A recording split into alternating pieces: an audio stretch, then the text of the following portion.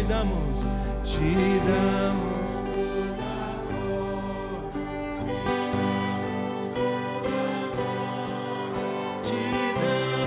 toda a glória, ó Cristo Senhor, te damos toda a glória, te damos toda a glória, te damos toda a glória, ó Cristo Senhor, te damos toda a glória, te damos toda a glória, te damos toda a glória, ó Cristo Senhor, ó me adorei.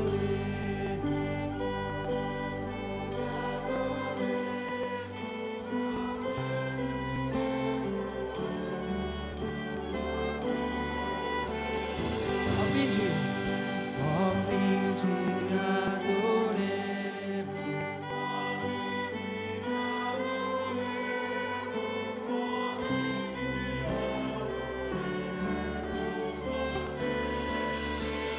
A última vez. Ó vinde adoremos. Ó vinde adoremos. Ó vinde adoremos ao nosso. Mais uma vez. Ó vinde adoremos. Ó vinde adoremos. Ó vinde adoremos ao nosso Senhor.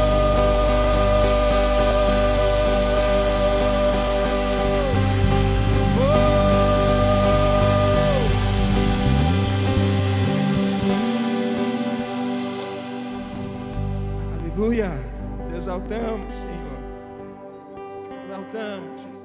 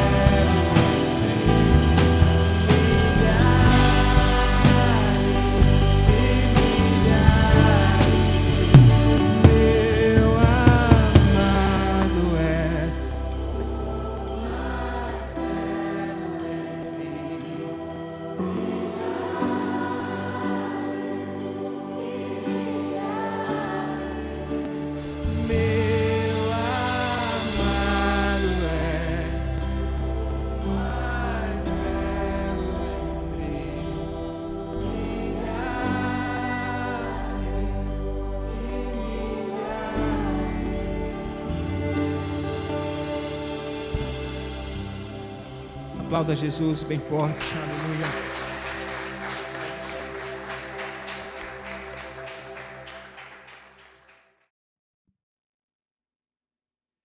Glória a Deus, meus irmãos. A paz do Senhor. Vocês estão felizes? Mesmo com a vitória, mesmo com a derrota do Brasil? Acabou a Copa pra gente, né?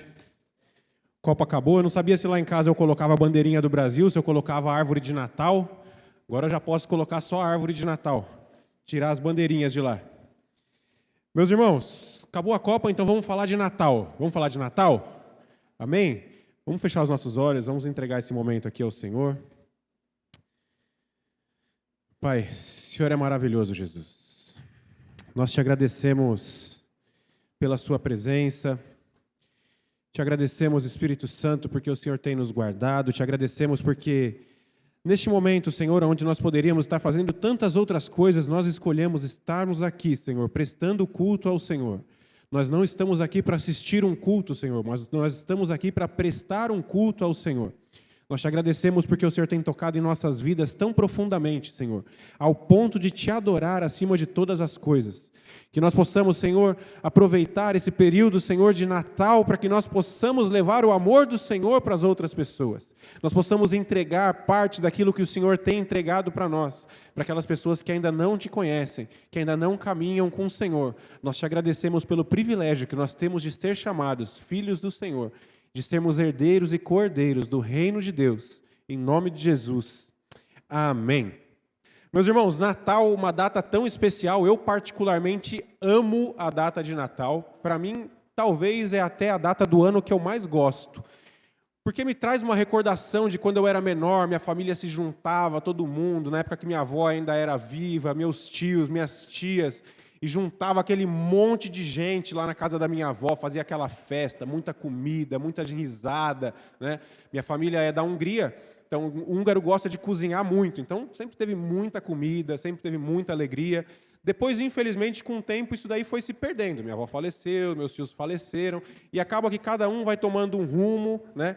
Mas, mesmo assim, Natal é uma época que me traz muita boa lembrança, e eu gosto muito de Natal. Talvez algumas pessoas que estão aqui não gostem tanto. Talvez porque perderam algum parente, algum ente muito querido, próximo. Talvez esse seja o primeiro ano que você vai passar o Natal sem essa pessoa. Ou talvez você não tenha uma boa lembrança do Natal de quando você era pequeno. Sofrimento, necessidades, enfim.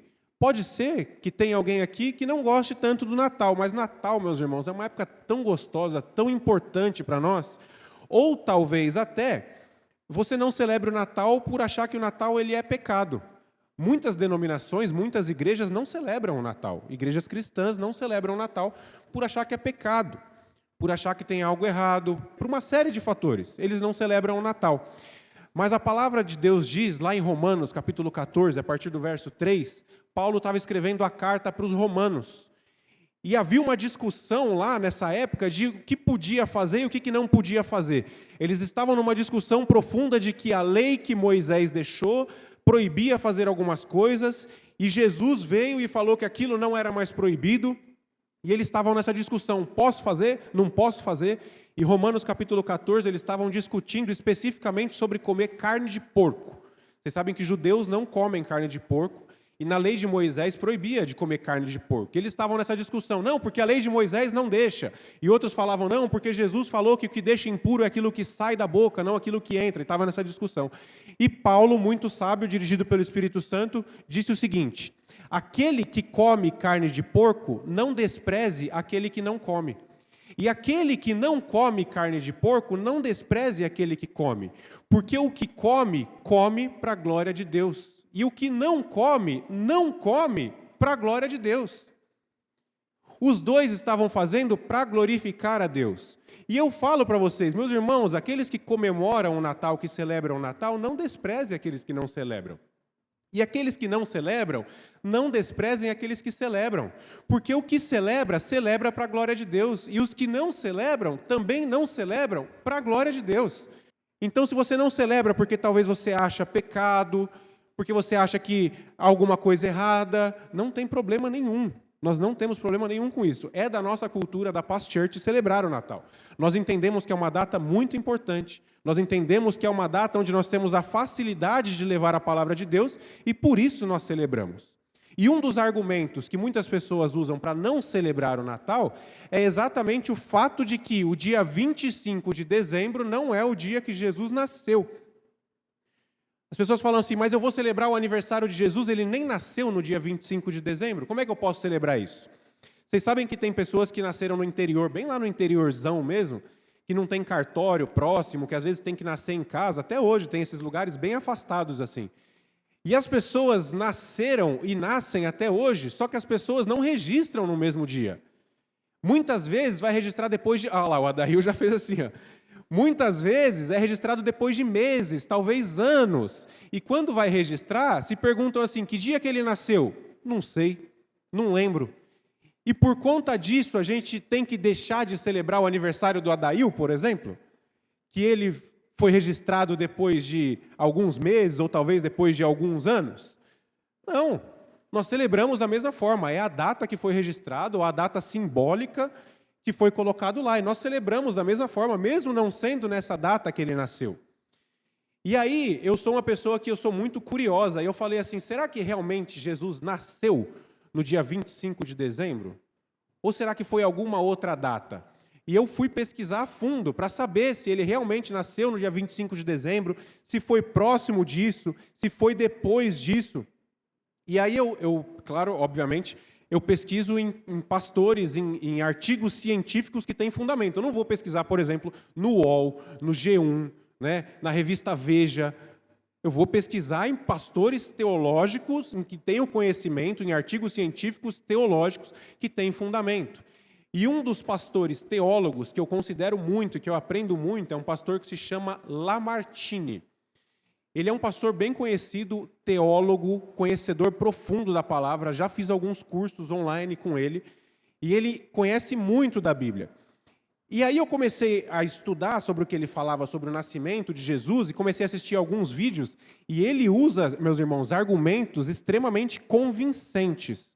Sabe aquela pessoa que fala assim, ó, com certeza é isso? E aí ele começou a fazer uma grande analogia, falando do seguinte, lá na frente a gente vai ler um texto que fala que no nascimento de Jesus, os pastores estavam no campo. E ele fala, não pode ter nascido em dezembro Jesus, porque se os pastores estavam no campo, lá em Belém, em dezembro, chega a nevar, faz muito frio. Então os pastores não poderiam estar no campo em dezembro, porque não tinha animais no pasto, e as plantações não eram o momento de plantar, de colher. Dezembro eles não fazem isso. E aí ele começa a fazer uma analogia tão profunda, mas tão profunda, com tantos dados. Eu não vou exemplificar tudo, não vou abrir tudo aqui, mas ele faz uma analogia com o cordeiro, aí ele faz uma analogia com a Páscoa que sacrificava o cordeiro, que Jesus é o cordeiro e que cordeiro nasce e tal, e ele faz uma analogia e ele fala com toda certeza, Jesus nasceu entre março e abril. Eu falei assim, tá aí uma data convincente, acreditei. Então Jesus não nasceu em dezembro, Jesus nasceu ali mais ou menos em abril, porque não podia estar no pasto, Jesus era o cordeiro e tal, toda aquela analogia, falei, Jesus nasceu em abril. Falei, bom, então eu vou pesquisar uma segunda opinião, é igual quando você vai no médico, o médico fala para você, ó, você está com tal coisa, se for grave, você vai em outro médico para ter certeza que aquele negócio é aquilo mesmo. Aí eu fui pesquisar quem? Pastor Abe é o nosso pastor presidente, um dos fundadores da Past Church, teólogo, fez faculdade de teologia fora do Brasil, grande estudioso, conhecedor da palavra, tanto que a última palavra que eu trouxe era do pastor Abe. E eu falei assim, se realmente nasceu em março e abril, o pastor Abe vai dar exatamente na mesma data. Conhece tanto quanto a Bíblia, igual ele. E aí fui estudar o pastor Abe. E aí o pastor Abe fala o seguinte, ele fala assim, ó, eu ouvi dizer que Jesus não poderia ter nascido em dezembro, porque dezembro faz muito frio e os pastores não poderiam estar no pasto. Mas eu fui até lá em dezembro para ver se isso daí era verdade.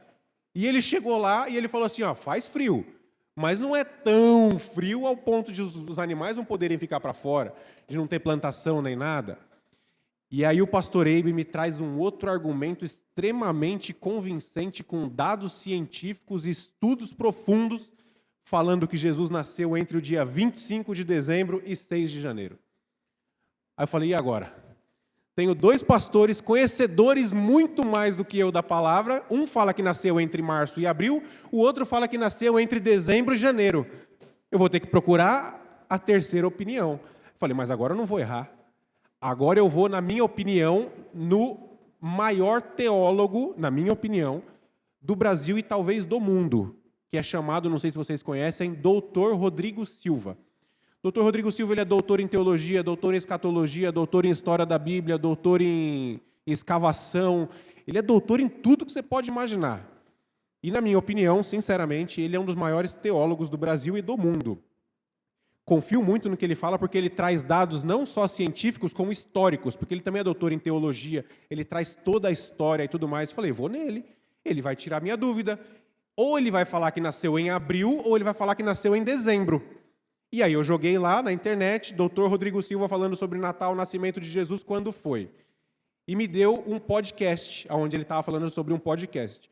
E vocês sabem, quem tem costume de acompanhar o podcast, que ele tem primeiro um recorte, que é alguma parte muito importante daquele podcast, para prender a sua atenção, e depois ele decorre sobre o assunto.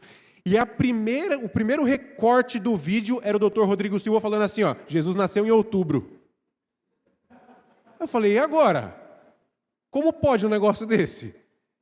Aí eu fui escutar o podcast, o Dr. Rodrigo Silva ele traz dados muito mais profundos explicando do porquê que Jesus nasceu em outubro. Aí eu falei, não vou pesquisar mais nada. E eu cheguei a uma grande conclusão. Quando nós falamos sobre o nascimento de Jesus, ninguém tem certeza de nada. São dados convincentes, que se eu falar para vocês, você vai falar assim, ó, se eu pregasse só sobre um desses, qualquer um desses 3 que eu pesquisei, se eu falasse só o argumento de um desses, vocês iam sair por aí pregando para todo mundo que Jesus tinha nascido naquela data. Porque é muito convincente. São dados históricos que você fala, não tem como um negócio desse estar errado. Nasceu aí, nasceu nesse período.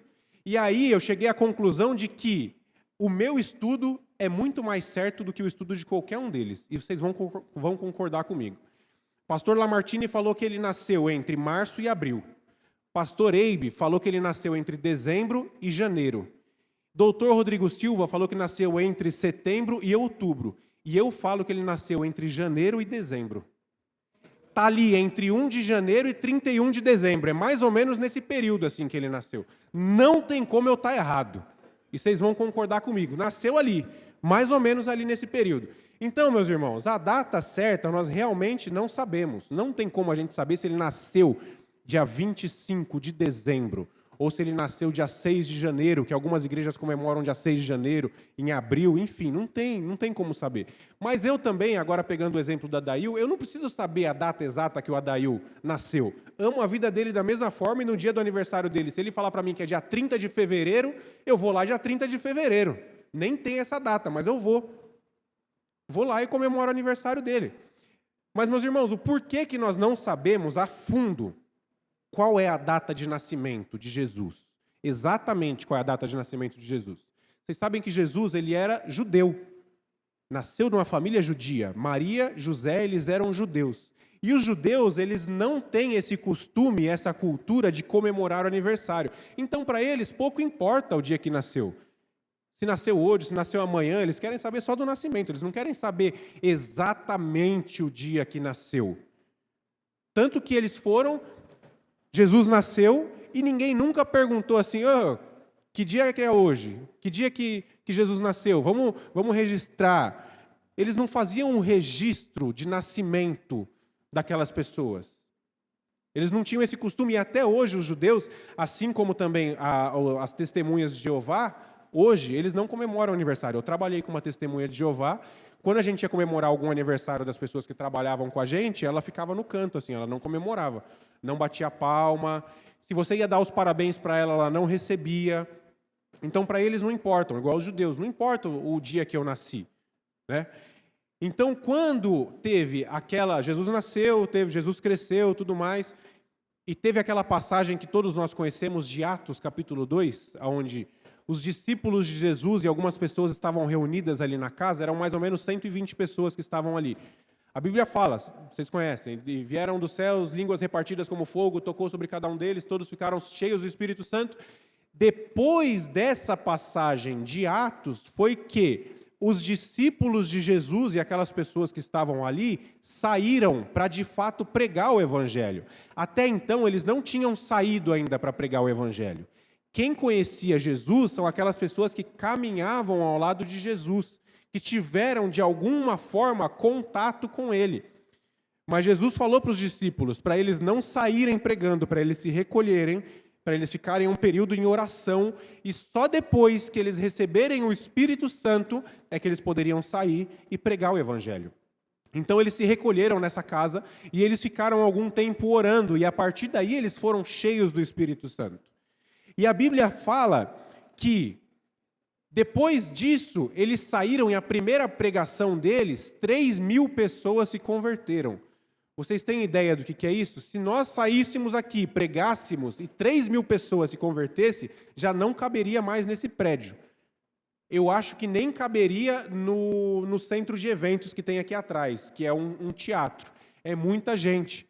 E depois, na segunda pregação, 5.000 pessoas se converteram. Então, em 2 pregações, 8.000 pessoas se converteram. Só que até então, meus irmãos, eles estavam num local onde a cultura predominante era o judaísmo. Então, essas 3.000 pessoas, depois as outras 5.000 pessoas, todas elas eram judeus. Todos eles eram judeus. Só que depois disso, o negócio foi tomando uma proporção tão grande, que aí sim a igreja começou a crescer e foi alcançando os não-judeus. O que a Bíblia chama de gentios, que sou eu, que são vocês. Eu acredito que aqui não tenha nenhum judeu de sangue mesmo, linhagem de sangue, né? Alcançou nós. E nós sempre tivemos a cultura de querer saber quando que as pessoas nasceram, para comemorar o aniversário. E aí foi fundada a primeira igreja de gentios, a primeira igreja relatada na Bíblia, que é a igreja de Antioquia. A igreja de Antioquia foi uma igreja onde os não-judeus frequentavam. E a partir daí, eles começaram a questionar sobre, de fato, o nascimento de Jesus. Quando que ele nasceu? Mas Jesus nasceu aonde? Qual foi a data exata que Jesus nasceu? E aí começou esses questionamentos. Daí surgiu a parte para comemorar o aniversário de Jesus. Existiu uma pessoa, meus irmãos, que chamava Clemente de Alexandria. Clemente de Alexandria, ele foi um dos pais da igreja. Se você não sabe quem são os pais da igreja são os discípulos de 1º, 2º ou 3º grau dos apóstolos. Então, ou seja, os pais da igreja são pessoas que têm ligação direta com esses discípulos, que aprenderam com eles. Então, Clemente de Alexandria foi um discípulo de um dos apóstolos. Por exemplo, existe uma pessoa, como é que era o nome dele? Que era discípulo direto de Policarpo. Policarpo era discípulo direto de João. João, não João Batista, tá? João, o apóstolo. Vocês sabem que são 2 Joãos, né? Se você acha que é um só, são 2, tá? João Batista é aquele que clamava no deserto, anunciava a vinda de Jesus, ele era primo de Jesus. Foi ele que batizou Jesus naquela passagem que nós conhecemos, que Jesus chegou, falou, eu quero ser batizado. Ele falou assim, eu não sou digno de desamarrar as suas sandálias. E Jesus falou, mas que seja assim, porque essa é a vontade do Pai, me batiza. Então, João Batista foi o que batizou Jesus. Ele não foi discípulo de Jesus. E o outro João, foi o João que escreveu o Evangelho de João, foi o João que teve a revelação do Apocalipse, que escreveu o livro de Apocalipse, e que, segundo relatos da Bíblia, era João, o discípulo amado de Jesus. Quem foi que falou que ele era o discípulo amado de Jesus? Ele mesmo. Ninguém nunca falou, João, você é o discípulo amado de Jesus. Foi ele que escreveu. O único lugar que tem essa passagem falando João, discípulo amado de Jesus, é no Evangelho de João. Quem foi que escreveu? Ele mesmo. Foi ele que escreveu isso daí. Então, Policarpo foi um discípulo direto de Jesus. Ele também é um dos pais da igreja. Então, Clemente de Alexandria, que foi um dos pais da igreja, deixou alguns livros escritos. E um desses livros, ele relata que a partir do ano 30, depois da crucificação de Jesus, as pessoas começaram a questionar aonde Jesus nasceu. o local que ele viveu, aonde ele foi criado, e é relatado nesse livro que as pessoas, a partir do ano 30, depois da crucificação, já começaram a frequentar o local onde Jesus nasceu e aonde ele foi criado, para conhecer, para saber aonde foi. Ah, nasceu aqui no Jardim São Luís, aqui. Ah, não, eu quero ir lá conhecer, eu quero saber onde que é a casa dele. E aí ele relata nesse livro, meus irmãos, que eles começaram a questionar qual é a data. E como ele era um dos discípulos mais próximos dos apóstolos, ele tinha mais conhecimento, porque ele viveu com aquelas pessoas, ele fala que foi dado algumas datas da possível data de nascimento de Jesus. 2 datas prováveis, 25 de dezembro e 6 de janeiro. É daí que surgiu a data de que o Natal cai no dia 25 de dezembro. Então não foi uma data aleatória, não foi vamos pegar aqui e vamos colocar a data de 25 de dezembro para falar que foi Natal. Não.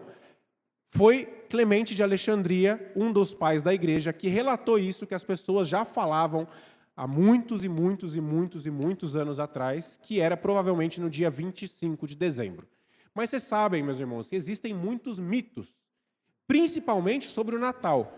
Assim como eu falei, não existem dados concretos, afirmativos, que nós podemos falar, foi isso, foi aquilo, foi aquilo. Então existem muitos mitos, assim como existem mitos, não só do Natal, mas de muitos outros temas. Por exemplo, vocês já ouviram falar que manga com leite mata. Quem já ouviu falar que manga com leite mata? E eu, quando era pequeno, acreditei muito nisso. Minha avó falava isso daí, minha avó acreditava com toda a certeza que leite com manga mata. Até o dia que eu fiz uma vitamina de manga e dei para ela.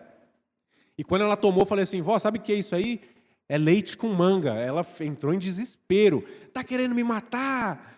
Depois que eu descobri que isso daí era um mito, claro. Vocês sabem que isso daí surgiu na época da escravidão, né? Os senhores feudais queriam economizar na comida que eles davam para os escravos.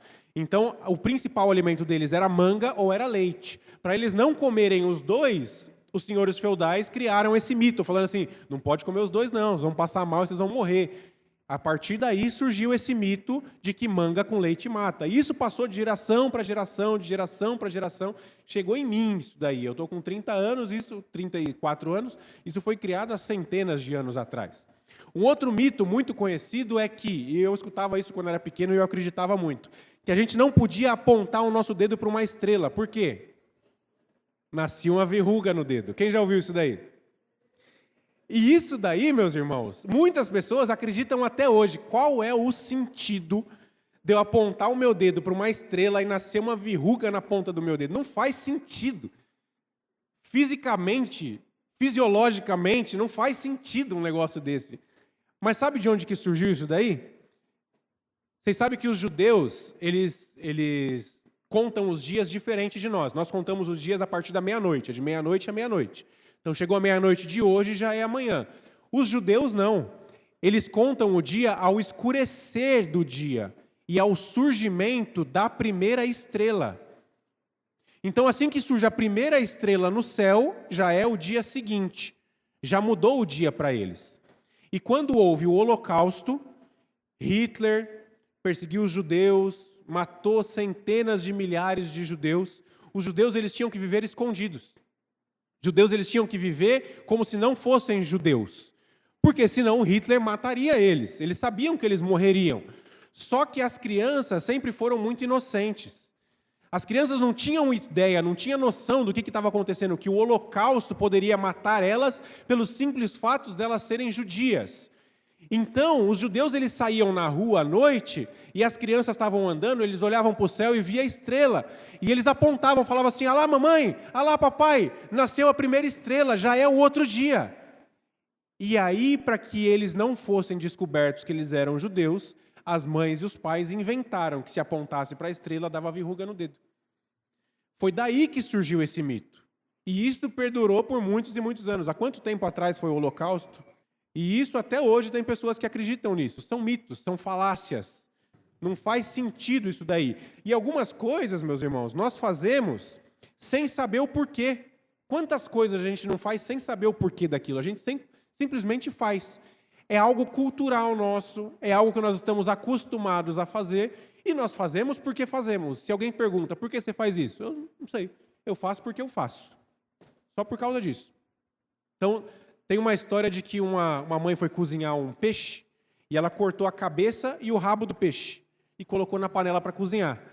E a filhinha chegou para a mãe e falou assim, mãe, por que você corta a cabeça e o rabo do peixe para cozinhar? Aí ela falou, não sei, filha. A vovó já cozinhava assim, eu aprendi assim, eu estou cozinhando assim. Aí a filhinha dela foi lá e perguntou para a vovó, falou, vovó, por que a senhora corta a cabeça e a cauda do peixe para cozinhar? Não sei, filha. A minha mãe já fazia isso já, eu aprendi a cozinhar assim, eu cozinho assim. E ela foi para a bisavó e perguntou para a bisavó, falou, ô Bisa, por que a senhora corta a cabeça e a cauda do peixe para cozinhar? Ela falou, filha, na minha época a vovó era muito pobre, eu não tinha panela para cozinhar. Eu cozinhava em lata. E para eu cozinhar o peixe inteiro não cabia. Então eu cortava a cabeça e a cauda do peixe, e o que sobrava eu cozinhava lá. A mãe, a avó, todas elas cozinhavam da mesma forma sem saber o porquê. E provavelmente, se a filha não tivesse ido perguntar o porquê daquilo, ela iria cozinhar o peixe da mesma forma. Tudo bem que eu, particularmente, não gosto da cabeça do peixe, mas tem gente que come até língua de porco na feijoada, o que é uma cabeça de peixe. Mas cozinha dessa forma, é igual a história dos macacos. Vocês já ouviram a história dos macacos? Estavam fazendo um experimento, muitos macacos, uma escada e a banana. Quando um macaco subia na escada para pegar a banana, os cientistas jogavam um balde d'água nos macacos que estavam lá embaixo. Aí o outro macaco ia subir para pegar a banana, os cientistas jogavam água de novo nos macacos que estavam lá embaixo. E os macacos perceberam aquilo ali. Falou assim, opa, toda vez que um abençoado sobe para pegar a banana lá em cima, a gente toma um banho aqui embaixo. Não vamos deixar mais o macaco subir lá, porque eu vou ficar molhado toda vez? Vão ficar dando banho em mim? Aí quando um macaco ia subir para pegar a banana, os outros macacos iam lá, seguravam ele e trazia para baixo. Isso foi um experimento verdadeiro, tá, meus irmãos? E traziam para baixo. O outro macaco ia subir, eles agarravam o macaco e não deixavam o macaco. Falaram, não vou tomar banho, não quero ficar molhado. E aí o que os cientistas faziam? Tiravam um desses macacos que sabiam disso e colocavam um macaco novo que não sabiam disso. Esse macaco novo, a primeira coisa que ele fazia era o quê? Subir para pegar a banana. Na hora que ele subia, os outros macacos, opa, não vai não, desce aqui. Aí eles tiravam o outro que já sabia da história e colocavam um novo que não sabia da história. Só que esse novo, na hora que ia subir para pegar a banana, o outro que não sabia da história também não deixava ele subir para pegar. E eles foram tirando um por um e colocando um macaco novo. Tirava um por um macaco novo. Até que todo aquele círculo de macacos, todos aqueles macacos que estavam ali, nem sabiam que eles tomavam um banho d'água se subissem para pegar a banana. Mas eles não deixavam nenhum macaco subir. Se perguntasse para eles, por que vocês não deixam? Não sei, eu cheguei e já era assim. Quando eu cheguei, eles já faziam isso. Eu fui lá e fui fazer também.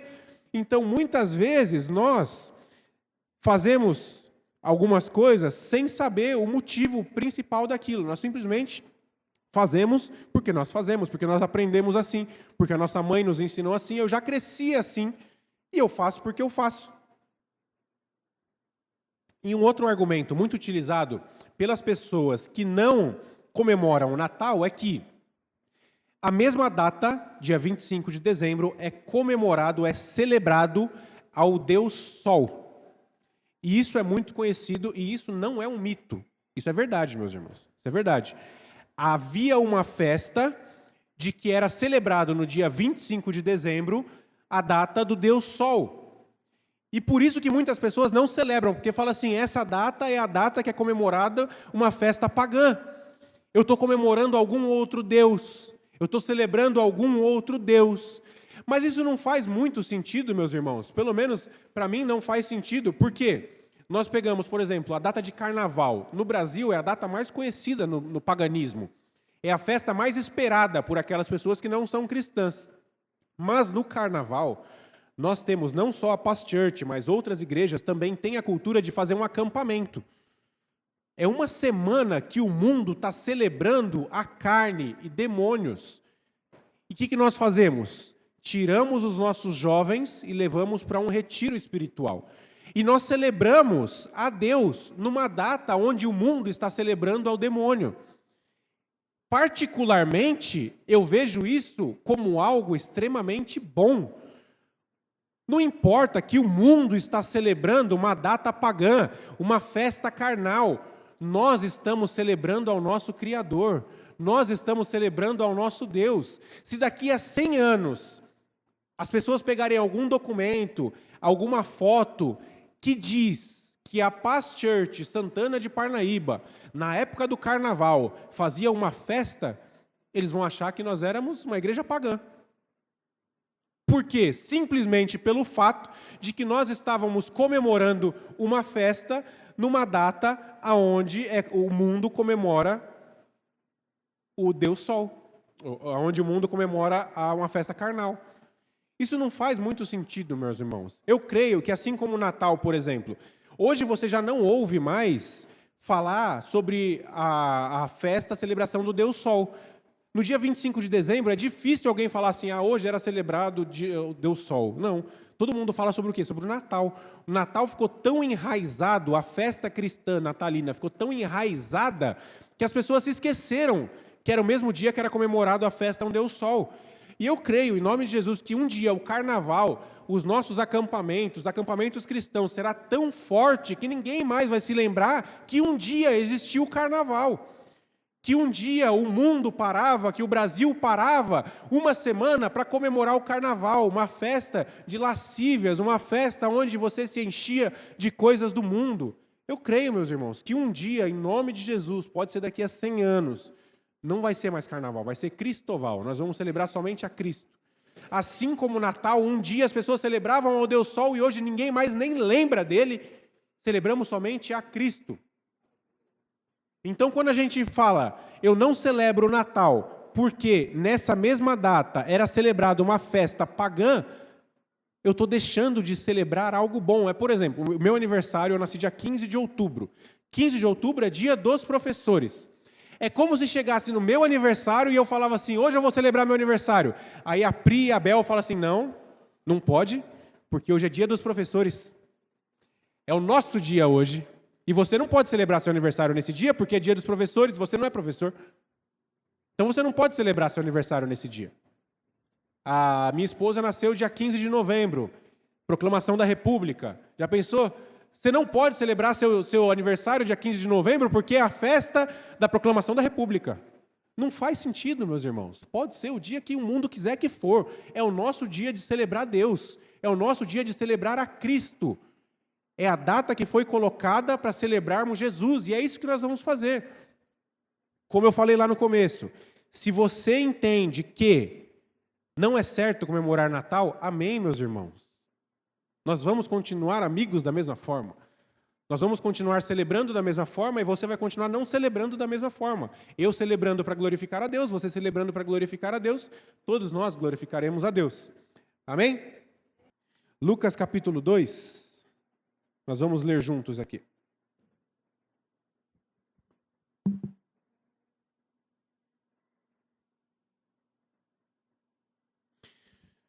Lucas capítulo 2, nós vamos ler do verso 1 ao 11.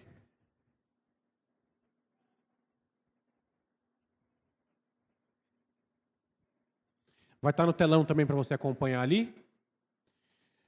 Lucas 2, 1. Eu destaquei algumas palavras ali, a gente vai falar sobre elas, tá? Acompanha aqui comigo. Naquele tempo, o imperador Augusto mandou uma ordem para todos os povos do império. Todas as pessoas deveriam se registrar. Todas as pessoas deveriam se registrar a fim de ser feita uma contagem da população. Quando foi feito esse primeiro recenseamento, Cirênio era governador da Síria. Então, todos foram se registrar, cada um na sua própria cidade. Por isso, José foi de Nazaré, na Galiléia, para a região da Judéia, uma cidade chamada Belém, onde tinha nascido o rei Davi. José foi registrar-se lá porque era descendente de Davi. Então, o que acontece, meus irmãos? Ainda as pessoas não eram registradas, porém, havia uma profecia de que o Messias, o Senhor e o Salvador, nasceria na cidade de Belém. Já havia sido profetizado muitos anos antes, os mestres da lei sabiam que o Messias nasceria na cidade de Belém. Não é Belém do Pará, não é aqui no Brasil, é Belém. na região da Judéia. Só que José e Maria, eles estavam numa outra região. José e Maria estavam em Nazaré. O imperador falou que as pessoas deveriam se registrar na cidade onde eles nasceram. O intuito principal do registro, como fala na Bíblia, era contar as pessoas. Só que depois, lá na frente, a gente vê que era para pagamento de impostos. O governador, ele estava sendo usado por Deus e nem sabia. Por quê? Se Jesus nascesse na cidade de Nazaré, as pessoas não acreditariam que Jesus era o Messias. Por quê? Havia profecia falando que ele deveria nascer na cidade de Belém. Então José e Maria saíram da cidade de Nazaré e eles foram até a cidade de Belém. De Nazaré até Belém são 145 quilômetros, meus irmãos. Não havia carro naquela época, não havia bicicleta, não havia moto, eles iam andando. Pode ser que José, como um bom cavaleiro, eu acredito deve ter pego algum jumentinho, algum burrinho e sentado Maria em cima. Ou, se não, Maria teve que andar por 145 quilômetros. Quantos meses de gestação você está, Flávia? 8 meses.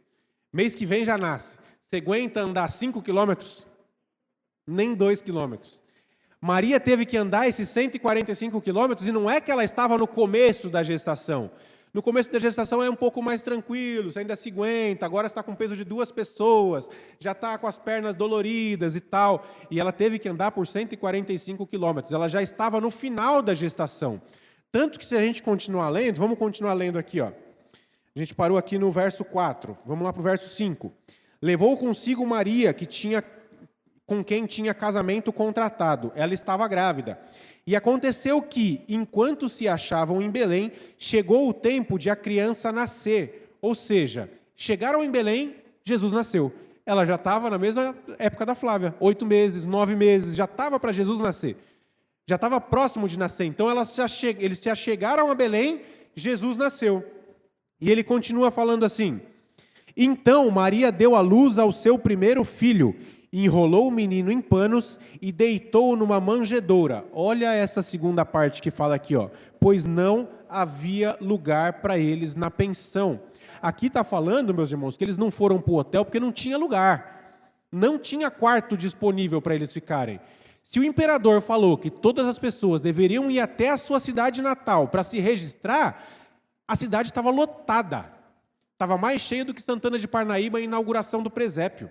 Estava cheio, não tinha lugar para se hospedar. Então eles tiveram que se hospedar numa manjedoura, onde é criados os animais. Jesus nasceu ali, porque eles não tinham lugar para ficar. A cidade estava muito cheia. E olha a continuação aqui no verso 8. Falava assim: naquela região havia pastores que estavam passando a noite nos campos. Lembra que eu falei que uns falam que dezembro não podia ser porque os pastores estavam passando a noite nos campos?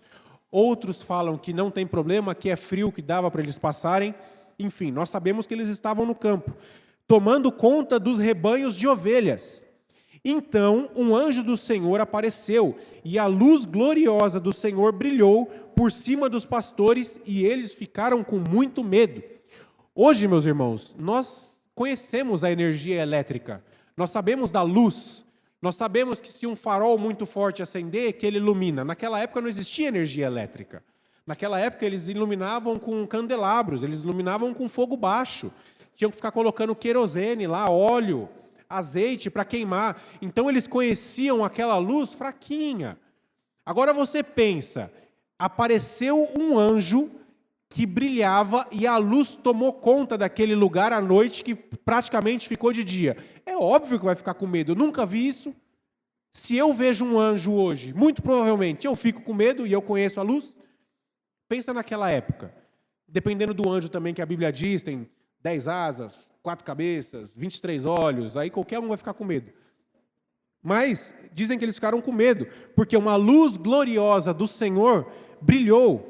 Mas o anjo disse: não tenham medo, eu estou aqui a fim de trazer uma boa notícia para vocês, e ela será motivo de grande alegria, também para todo o povo. Hoje mesmo, na cidade de Davi, nasceu o Salvador de vocês, Messias, o Senhor. Quem foi a primeira pessoa que celebrou o nascimento de Jesus? Foi o próprio Deus. Se celebrar o nascimento de Jesus é pecado, Deus pecou. E Deus não é homem para que peque. Se o próprio Deus celebrou o nascimento do seu filho aqui na terra, mesmo sabendo que ele ia sofrer, que ele ia ser espancado, que ele ia morrer, que iam maltratar ele, que iam cuspir na cara dele, Deus celebrou o nascimento dele. Por que eu não posso celebrar esse nascimento dele? O próprio Deus, com os seus anjos, celebraram isso. Foram os primeiros a celebrar o nascimento. E nós temos a oportunidade, meus irmãos, de usar o Natal para evangelizar. É uma data onde as pessoas estão sensíveis. É uma data que, culturalmente, as pessoas perdoam mais, amam mais, se entreguem mais. Existe um meme na internet que fala assim, se eu briguei com você esse ano porque você não foi bom, eu espero que no ano que vem você melhore porque eu não quero brigar de novo. É alguma coisa assim. Mas no Natal, meus irmãos, é cultural você perdoar. As pessoas se juntam, estão naquele momento em família, as pessoas comendam, confraternizando. É um momento ideal para perdoar e principalmente para evangelizar. Olha a oportunidade que nós perdemos se nós não falarmos de Jesus na nossa ceia de Natal. Muitas vezes os nossos familiares ainda não conhecem a Jesus, ainda não se converteram a Ele. A minha família, infelizmente, ainda não se converteu. É a oportunidade que eu tenho de falar de Jesus para eles. Veja só, eu passo geralmente o Natal ou o Ano Novo na casa do meu pai. São umas 40 pessoas que vão lá. Todos eles conhecem a Cristo, mas não têm intimidade com eles. No ano passado, ou retrasado, se eu não me engano, uma das pessoas que estavam lá era o braço direito do padre, porque eles são católicos, eles estavam lá, era o braço direito do padre. E na hora da ceia, eles se reuniram para orar. Eu me reuni junto com eles, claro, e eu fiquei esperando que o braço direito do padre fosse fazer uma oração. Mas pediram para mim fazer essa oração. Olha a oportunidade que Deus me deu de pregar naquele momento. Já pensou se eu não celebro o Natal? E se eu falo assim, não vou me reunir com vocês, não. Primeiro, Jesus não nasceu no dia 25 de dezembro. Segundo, hoje estão celebrando o Deus Sol. Terceiro, vocês são católicos e eu não quero me juntar com vocês. Olha a oportunidade que eu teria perdido de pregar o verdadeiro evangelho para eles. Quantas vezes, meus irmãos, nós temos a oportunidade de pregar Jesus nesse exato momento para aquelas pessoas que ainda não conhecem a Jesus. Falar, meus irmãos não, porque eles não são irmãos ainda. Pela fé são. Meus amados, minha família, deixa eu falar para vocês, Papai Noel não é o principal motivo do Natal. O presente não é o principal motivo de Natal. Nós celebramos no dia 25 de dezembro o nascimento do nosso Salvador. Dia 25 de dezembro, o Natal é o nascimento daquele que entregou a sua vida por mim e por você, que levou os nossos pecados na cruz, que levou todas as iniquidades, que sofreu por amor a mim e a você, mesmo não sendo merecedores. E você levar Jesus até essas pessoas que já estão sensíveis a receber isso. A conversão, ela é muito mais fácil. Ela é muito mais sutil. As pessoas estão abertas para aquilo. Elas pedem para nós orarmos, elas pedem para nós falarmos, e nós aproveitamos o momento de Natal exatamente para isso. Uma outra coisa, o Natal, ele é propício para nós fazermos aquilo que Jesus nos ensinou de ajudar o próximo, de amar o próximo. Quantas vezes você não está na sua casa ceando e a campainha toca do lado de fora e alguém pedindo o quê? Um prato de comida. A palavra de Deus diz, tive fome e me deste o que comer, tive sede e me deste o que beber, tive frio e me deste o que vestir. Muitas vezes, meus irmãos, nós temos a oportunidade de receber Jesus tocando a campainha da nossa casa. Neste momento, nós temos a oportunidade de servir ao nosso irmão com um alimento. Que está com fome, nós demos a ele o que comer. Apocalipse fala, eis que estou à porta e bato, se você abrir a porta, eu entrarei, cearei, sentarei com você e cearei com você. Nós temos a oportunidade de receber Jesus em nossa casa. E eu lembro uma vez que nós estávamos reunidos em nossa casa e aconteceu exatamente isso. Uma pessoa tocou a campainha e pediu um prato de comida. E automaticamente alguém da minha família falou assim, não temos não. Eu falei, temos sim. É claro que nós temos, a mesa está cheia, como que a gente não tem? Falei, espera aí que eu vou te levar. A oportunidade que eu tive de levar Jesus para aquela pessoa e para os meus familiares como um exemplo, e eu preguei exatamente essa palavra para eles. A Bíblia fala que tive fome, me deste de comer, eu tive sede, me deste... E eles ficaram prestando atenção naquilo, e eu tenho certeza que aquela foi uma semente plantada dentro deles. Aconteceu de novo. E sabe o que eles fazem? Eles já deixavam separado o alimento para essas pessoas. Eles já têm algo separado para quem chegar lá e pedir alguma coisa para comer. Eles já deixam um prato pronto. Nos outros anos, eu não precisei falar, nós temos sim, deixa que eu faça um prato. Eles mesmos já falavam assim, estão tocando a campainha, vamos fazer um prato aqui, ó.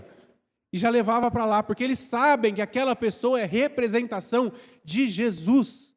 E que nós estamos celebrando a Jesus.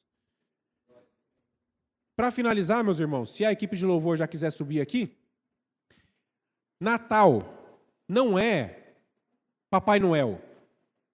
Esse Papai Noel que nós estamos acostumados a ver, aquela pessoa carismática, barbudona, com a roupa vermelha, não é a representatividade de Natal. Vocês sabem disso. Papai Noel, lá atrás, vocês sabem quem foi Papai Noel? Papai Noel foi uma pessoa que chamava Nicolau. Ele era pastor.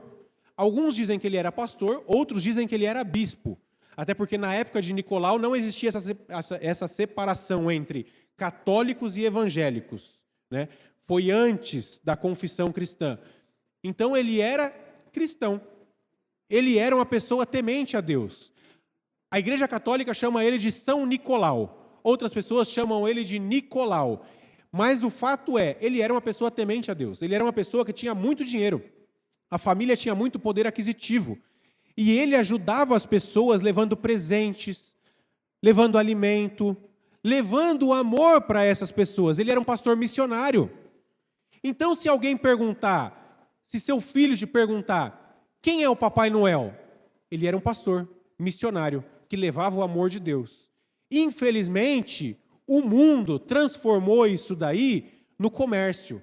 Veio a Coca-Cola, a roupa do Papai Noel não era vermelha, a roupa do Papai Noel era marrom ou verde escura. Mas veio a Coca-Cola e transformou o Papai Noel em vermelho. Por que você acha que a Coca-Cola faz aquela propaganda toda no Natal, que sai com os caminhões da Coca-Cola, o Papai Noel e tudo mais? Foi a Coca-Cola que criou esse Papai Noel que nós conhecemos hoje. Só que naquela época ele não era assim, ele não era essa pessoa, não sei se ele era barbudo ou não, mas ele não era como é apresentado hoje. Virou, infelizmente, o comércio. Banalizaram o Natal por conta disso. Só que nós sabemos qual é o verdadeiro sentido do Natal. E nós temos essa oportunidade de pregar a Jesus nesse momento. Por mais que talvez você não comemore o Natal e por mais que essa pregação que eu falei você não acreditou, ou você não foi convencido, ou você mesmo assim não quer celebrar o Natal.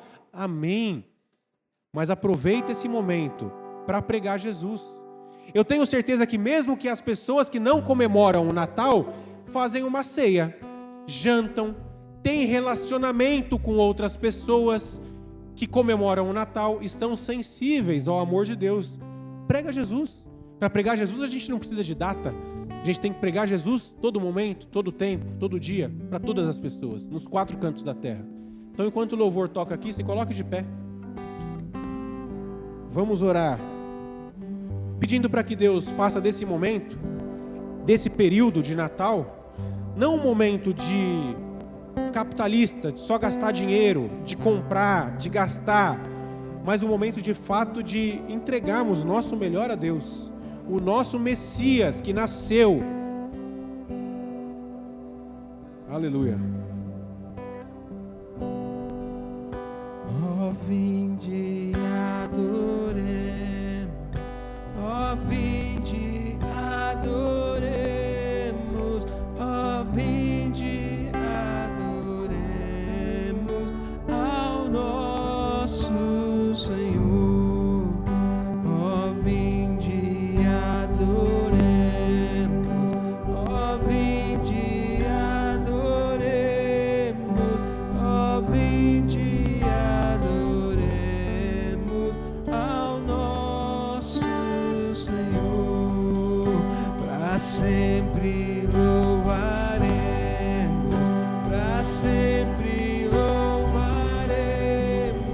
para sempre louvaremos a Cristo Senhor. Para sempre louvaremos, para sempre louvaremos.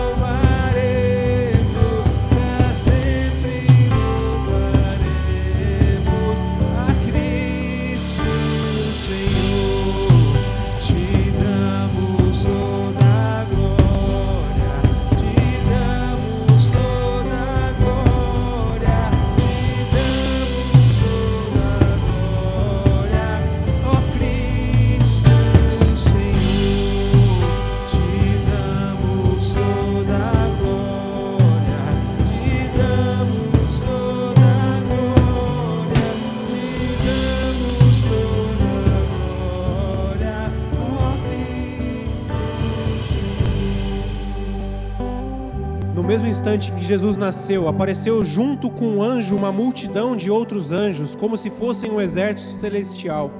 Eles cantavam hinos de louvor a Deus, dizendo: glória a Deus nas maiores alturas do céu e paz na terra para as pessoas a quem Ele quer bem. Jesus, nós te louvamos, Senhor, nós te agradecemos, porque nós, independente se nós celebramos o Natal, se nós não celebramos o Natal, o fato é de que o Senhor veio a essa presente aqui, Senhor, se deu por nós, e nós queremos, Senhor, no momento em que nós vivemos, no período em que nós vivemos, nós queremos te glorificar, Pai. Nós queremos engrandecer o seu nome, nós queremos entoar louvores ao seu nome. Nós queremos, Senhor, pregar a sua palavra em todos os momentos, Senhor. Nós queremos pregar a sua palavra não só nesse período de Natal, mas durante todo o ano. Ó Espírito Santo, que o Senhor possa nos constranger com o seu amor, que o Senhor possa, Senhor, criar circunstâncias nesse período de Natal, onde nós possamos de fato praticar o que o Senhor nos ensinou, do amor ao próximo, Senhor, levando a sua palavra, convertendo pessoas ao Senhor. Espírito Santo, que o Senhor possa nos direcionar, que o Senhor possa nesse período, Senhor, colocar palavras em nossas bocas, que o Senhor possa trazer à nossa memória, Senhor, versículos, que o Senhor possa, Senhor, levar a nossa vida, para que nós possamos levar o Evangelho, as boas notícias, as boas novas, aquele motivo que o anjo falou que era motivo de grande alegria para as pessoas, porque a alegria que nós sentimos não é a alegria, Senhor, das coisas mundanas, não é a alegria de um presente, não é a alegria de algo comprado, mas é a alegria da nossa salvação, Senhor. A sua palavra fala, Senhor, em Neemias 8:10, que a alegria do Senhor é a nossa força. Que a alegria do Senhor possa ser transbordada para as outras pessoas, Senhor. Que se o Senhor bater a nossa porta, que nós estejamos sensíveis a entender que era o Senhor e abrir a porta para que o Senhor entre, sente conosco, ceie conosco, Senhor. Que esse momento de Natal, Senhor, que as pessoas estão sensíveis, que nós possamos, como cristãos, seguidores do Senhor, embaixadores do Senhor aqui nessa terra, levar a sua palavra de salvação, as suas boas novas, e aquelas pessoas que ainda não conhecem o Senhor, ou que só conhecem o Senhor de falar, possa passar a conhecer o Senhor por caminhar junto, entregar a sua vida ao Senhor, reconhecer o Senhor como único e suficiente Senhor e Salvador das nossas vidas, em nome de Jesus. Estenda suas mãos para cá, meus irmãos. Que a graça do nosso Senhor Jesus Cristo, o amor de Deus o Pai, a unção, a consolação do doce Espírito possa estar sobre cada um de nós, hoje e sempre. Amém, amém e amém. Deus abençoe, meus irmãos.